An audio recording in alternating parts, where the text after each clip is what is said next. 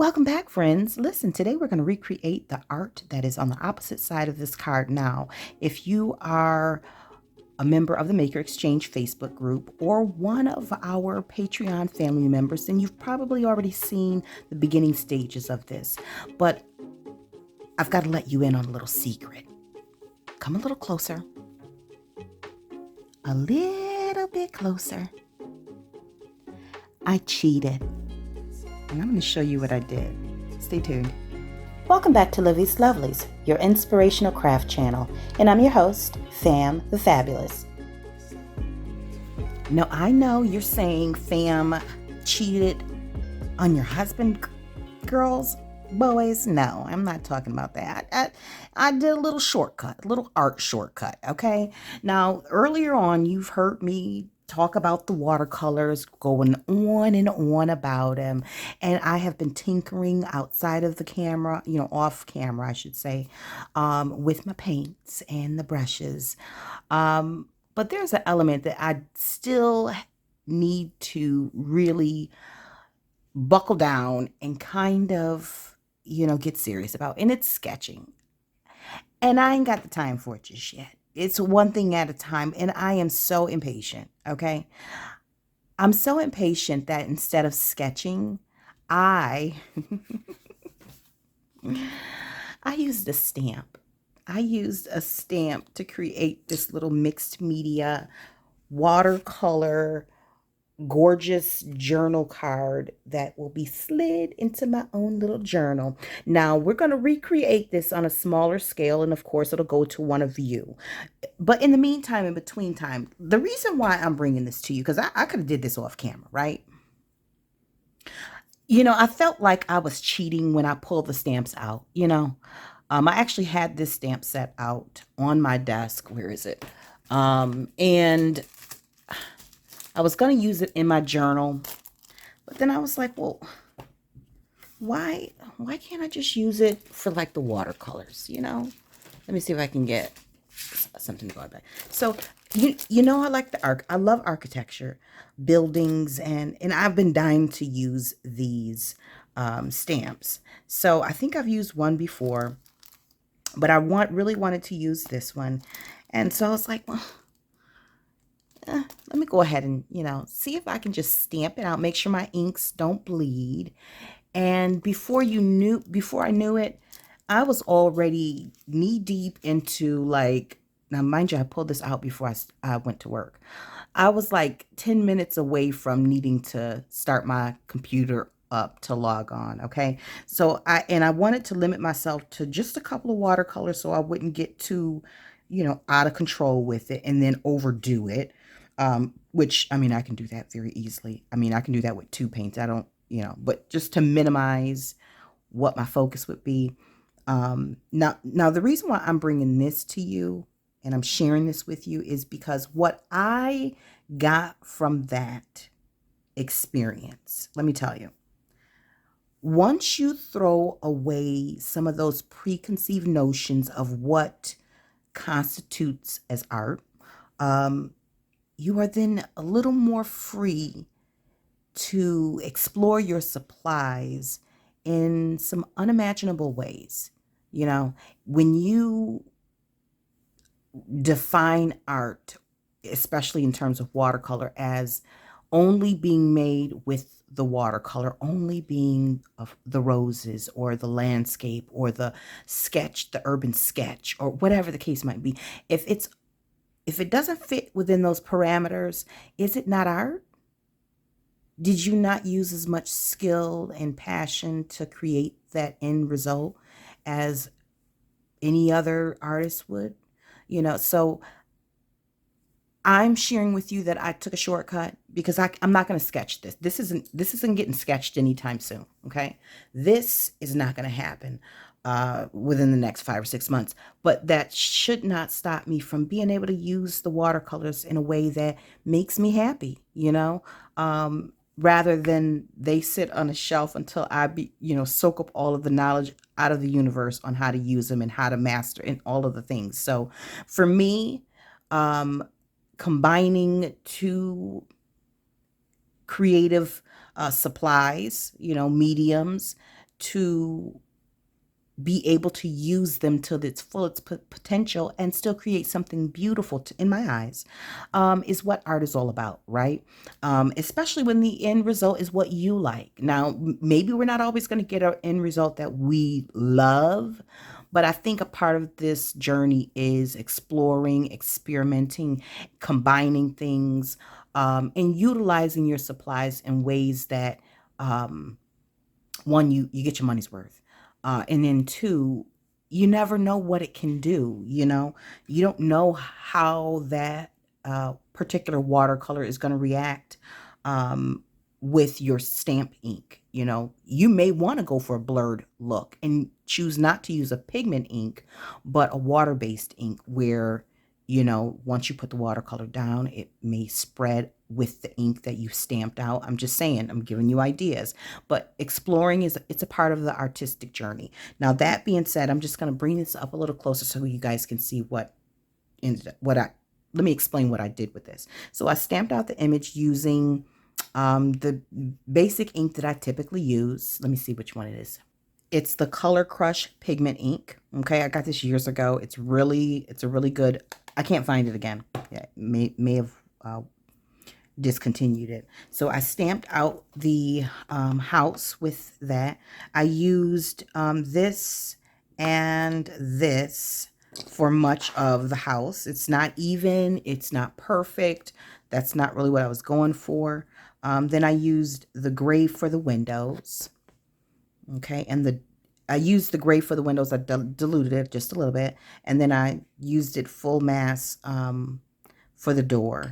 And then I used, these are the paints, the watercolors that were gifted to me by Maria of Art Alchemy. If you watching Maria, thank you again so much for all of the gifts, because I continue to use them.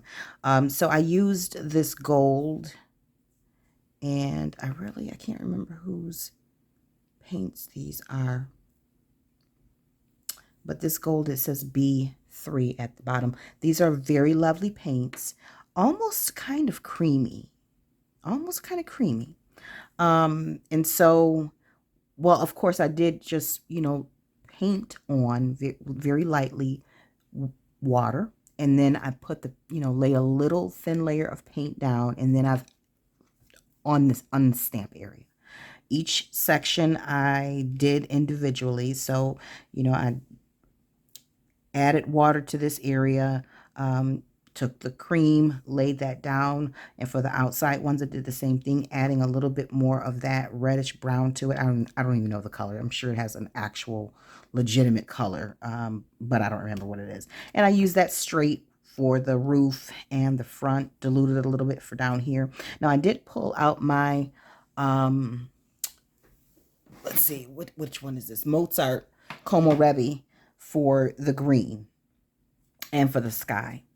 Now, and then I'll tell you a little bit more about the sky. Now, I did go around the edge of the house with the gold, as you can see. Maybe you can, maybe you can't. I can barely see. Okay, here we go. There we go. Can you see that? There you go. Okay, and then I splashed a little on the top of here. Now, I did use I used the pink and the blue, and I just wanted it to look kind of like not a sunset, but we see this at night sometimes, or towards the end of the day in here in the South. So I put this down here, and just varying shades of that. Cauliflowered a little there, but who cares? And then I stamped on top of that with like a texture type swirly stamp, and embossed it. Used white embossing powder, and I love the texture that it gave to that. And then last but not least, because I had some markings over here, I was going to use a sentiment anyways. I was thinking about either using a stamp or some type of a sticker sentiment, like a saying or a phrase. But I ended up going with Home Sweet Home because I love the home. And I think that's kind of why I actually like these different architecture, because it just, houses for me has its own symbolism. And if you know me, and you know why. But I like architecture because it has its own history. Now I'm done rambling. I'm going to just wrap this up really quickly. Now I did go around, I backed this with this scrapbook paper. This is watercolor paper, and I'm going to show you the watercolor paper that I used. I simply pulled a piece out of this watercolor pad from Dollar Tree. This is some really good paper, just in terms of thickness. Look how thick that is. Like, okay, and I cut that in half. Okay, and then I went around the edge with gray. It's gray thread. It's not black. I didn't want it to be, I didn't want too much black on this page. It was enough here. So that is what I did. And then I did a little signature there like I do in my journal pages. So this is my journal card where I got a chance to have fun with these watercolor paints, and I was able to pull out my stamps. Now I had already stamped out a second one. It's under here. But I think what I want to do for this, I think I want to cut this not quite in half, because I pulled out a second stamp set. I have no idea who the maker of this is, who designed this. I just got it off of Amazon or Temu, I don't know, and there we have it. But this is the packaging that it came in, so there's that if you're interested. Okay, moving right along. So we've got those, and we've got that. Now this stamp is this one. I think I really should have used that one. I'll do that some other time. I'll use it some other time. You'll see that stamp set come out again. But I think I want to cut this in half here, up a little bit higher here, and then use this as a journal card and use the rest of it as a card base. Yeah. So let's go ahead and do that. I'm going to move these off of the table because I don't really need them right now. They are going into this little container that I leave inside of my watercolor tote. This goes here, and these go under there. All right, so what I want to do is I want to cut this. So I've got my little paper cutter here, and I am just going to, forgive me if I'm doing a lot of fumbling, let me pull you guys up a sec. All right, I think that's better. Okay, so I want to give it a little bit of room. This one. Yeah, and then this will just be for a card. Let me make sure I line that up properly, because that is not even. Okay, we got what we need. All right, now for the house, I am going to, well, first things first, let's go ahead and stamp out this floral. I may do that in the set sitting. I may not. I cannot promise you one way or the other what will end up happening. Now, let me just use my pretty gross block. I know I have, oh, you know what? How did I do this before?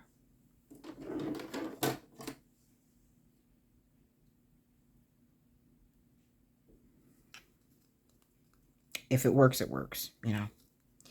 If it works, it works. I have a longer block. I'm not pulling it out. This is just what someone does. You know, I better, because I'm not wasting ink or a good piece of paper. All right, this is probably the smarter bet. Sometimes the proper way is the best way. Not always, though. Now, I flipped that over like that so that it could naturally fall the way that it needs to, if you're wondering why I did that. Some of you may be like, girl, we know. Okay, so now that we have that blocked up, I'm going to go ahead and ink this so that we can stamp that out. Now, I have this silicone mat underneath, and it is really, it's a lifesaver. Now, you can't cut on this, obviously, but in terms of spills and inks and And it also provides a cushion for your stamping. Okay, for those who, now it may not require all that because this is so thick, but we'll see. We'll see what it gives. Okay. Just want to make sure I get all, I got enough ink so that the detail shows as it should with no issue. All right, let's put that down. All right, and I'm gonna have to stand up because I needs to be able to see what I'm doing.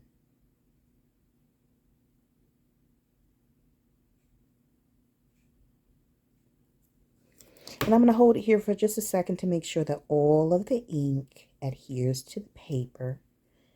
And I'm not telling y'all anything y'all don't know, but for the new people, the new creatives to the stamping and card making and watercolor world, that's what I'm doing, and that's why I'm doing it. Okay? Holding it there for just a second, and then look at that beautiful detail. This is detail that would not be coming out of my pen. Now, because I don't want to wait for the ink to dry, and I also don't want, this is because it's pigment ink, and I also don't want it smudging with my finger or anything, I'm going to go ahead and hit it with the heat gun. Really briefly. Now, I pulled out this, and I don't know why. I think I wanted to add some more, and I think I'm still going to do that anyway. So we're going to use that on that at the appointed time. Now, here we are. Now, as far as the paints are concerned, this was what my thought was. I'm not going to use the same paints that I did, but I do have this. This Mayberry Blue paint card. I think it's called a dot card. I'm not sure. But these were beautiful when I swatched them out. I'm going to move this off to the side. And then I'm going to find the brush that I want to use. It's probably going to be a couple. But there's some fine detailing in here. So I'll definitely have to bring out the little brush. And I think I have something else. One moment. Okay, so here's my thought. This is actually a Christmas stamp, okay? Okay, I'm not quite sure where this cut off at, but nevertheless, this is what we've got. Now, listen, here's the problem that I just ran into. You don't need to know this because I'm going to splice this together. So here's what we're going to do. I am going to... Okay, so we've got her stamped out. Now it's time for us to decide what we are going to paint first and how we're going to paint it, what colors we're going to use. Now for this one, I think I want to do a deep purple and blue sky. Maybe even add a hint of yellow into there. I don't know. And I'm going to have to bring out another paint for the tree and maybe a little bit more for the stone of the house. We'll see. I think I have this Payne's Gray. I'm going to bring out a white or a cream. I think I have a white somewhere around here to use with that. But between the blue, these colors here, I can make it all work. And then I'll use the brighter colors for flowers on this. I don't even know what kind of flowers they are, but that's what we're going to do. So I'm going to go ahead and take my time. I'll pop in a few seconds to, to talk a little bit more, share a little bit more. And so grab your paints and come back and let's hang out and play together. Let's cheat together. I'm giving you permission. You now have the permission structure to cheat with watercolors. Okay?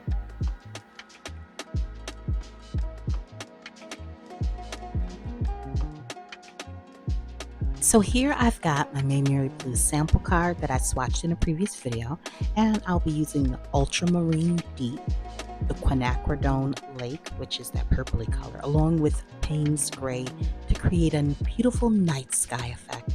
And I'll be laying down one layer now, doubling back later to add another layer just to increase the intensity of the color. And I'm learning that it can't all be done in one felt swoop. Sometimes you do need to let the first layer dry so you can see what you end up with, and then come back and perhaps lay down another layer, or maybe even a contrasting color. Who knows? It just depends on what you're going for.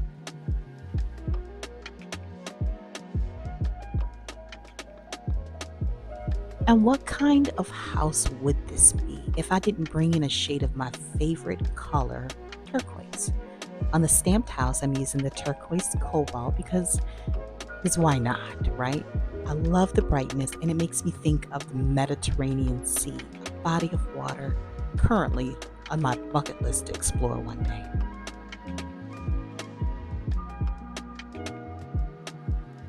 Continuing on in the theme of bright and festive, I've used green gold for the doors and trim, and used orange, I think it's called Parolo, for the roof shingles. And I'll use it again for the foundation, mixing it with a little Payne's Gray just to darken it a bit. And while I'm rattling all the colors off that I'm using, I'm curious to know, what 2 colors would you paint this if you had the same card? Drop it in the chat, your 2 color choices. Now careful, you may very well end up with a blank one just like this in the mail from me, so choose wisely.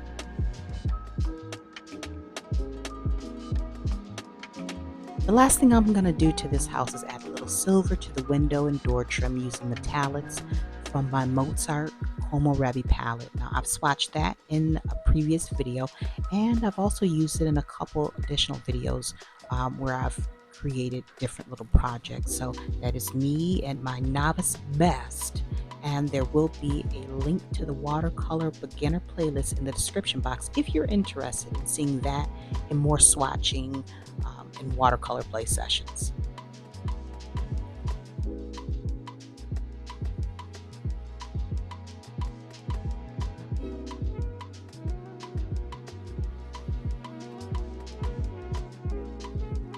Now, if you've made it this far in the video, let me first say thank you kindly for sharing your time with me. And if you are still here and haven't already done so, please take a second to like this video so that the algorithm knows this is content to highlight to other creatives just like you. For those of you new to the channel, I welcome you to hit the subscribe button and notification bell to get more content like this delivered to your feed as I upload it.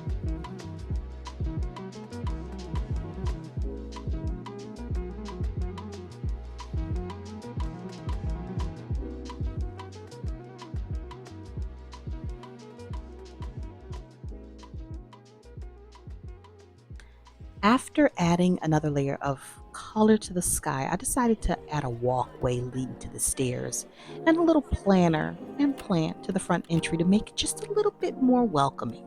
Now, granted, it is a sloppy sketch, but it does the trick.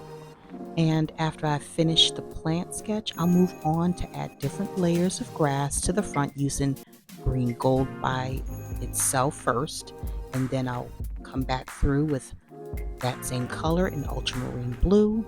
And lastly, I'll add a touch of Payne's Gray to that, just to add a little dimension with each of those layers, preventing it from looking too flat. I mean, we're not exactly going for 3D, but we can do a little something extra if we know how.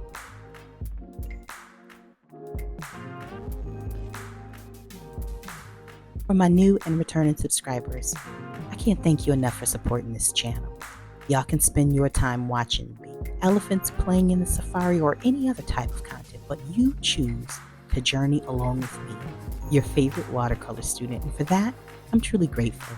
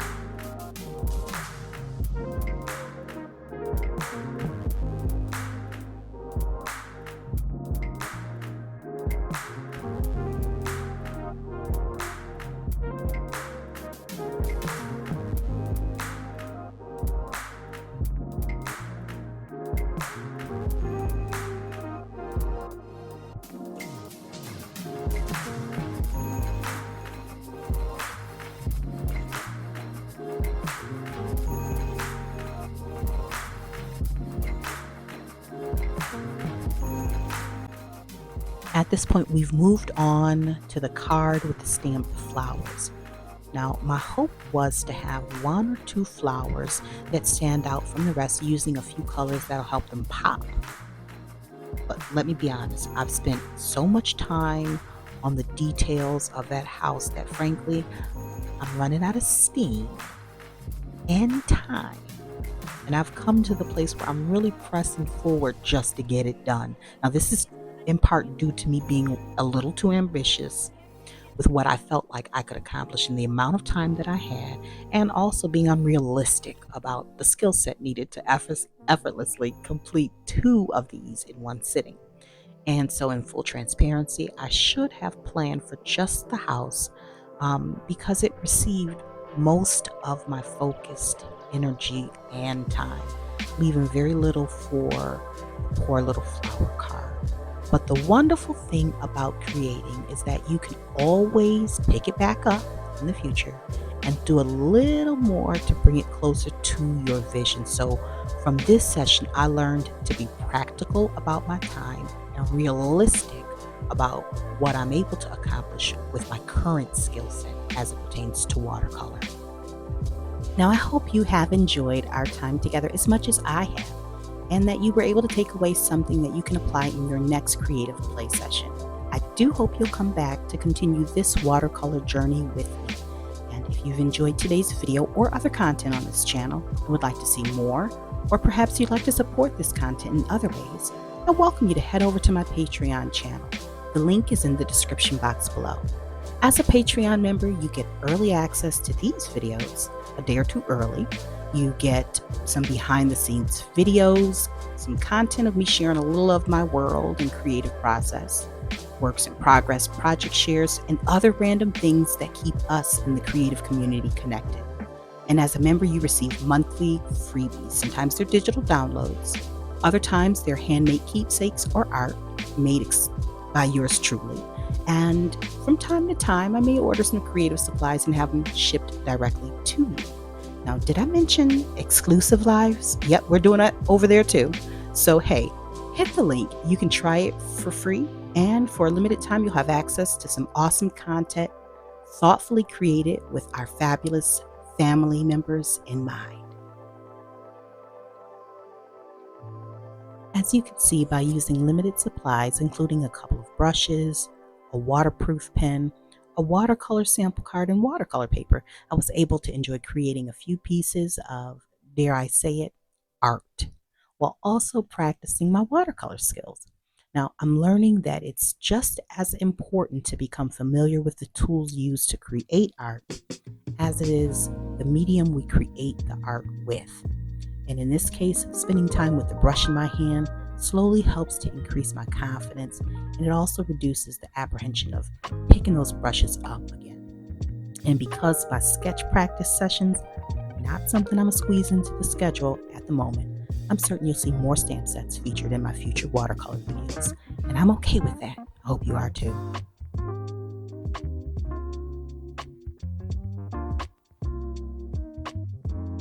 I want to thank you all so much for watching, and until we're back here together on Patreon and YouTube, my friends, remember, stay encouraged, stay blessed, stay creative, and crafty. Bye for now.